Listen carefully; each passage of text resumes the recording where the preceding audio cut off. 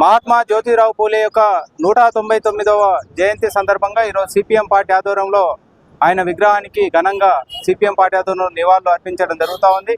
ఇప్పటికీ 180 సంవత్సరాల కిందట మహాత్మా జ్యోతిరావు పూలే ఏదైతే కుల వివక్షత వ్యతిరేకంగా, కుల నిర్మూలనకు వ్యతిరేకంగా, సామాజికంగా అణిచివేయబడ్డ అణగారిన వర్గాల కోసం ఆ రోజే పెద్ద ఎత్తున పోరాటం చేయడం జరిగింది.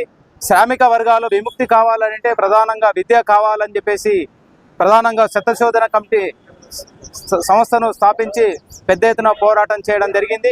విద్యను అందరికీ పేదలకు అందించాలి, దాని ద్వారానే కుల నిర్మూలన సాధ్యమవుతుందని చెప్పేసి విద్యను అందించడంలో తన కుటుంబం నుంచే ప్రారంభించి ఆ విధంగా అణగారిన వర్గాలకు మొత్తం కూడా విద్యను అందించడంలో ప్రధానమైన పాత్ర ఆ రోజు జ్యోతిరావు పూలే వ్యవహరించడం జరిగింది.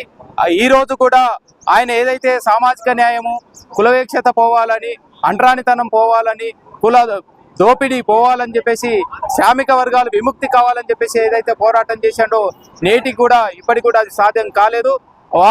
వారి ఆశయాలు సాధన కావాలంటే ప్రభుత్వాలు మొత్తం కూడా విద్యా వైద్యం మొత్తం కూడా పేదలకు అందించాల్సిన బాధ్యత ఈరోజు ప్రభుత్వాల మీద ఉంది.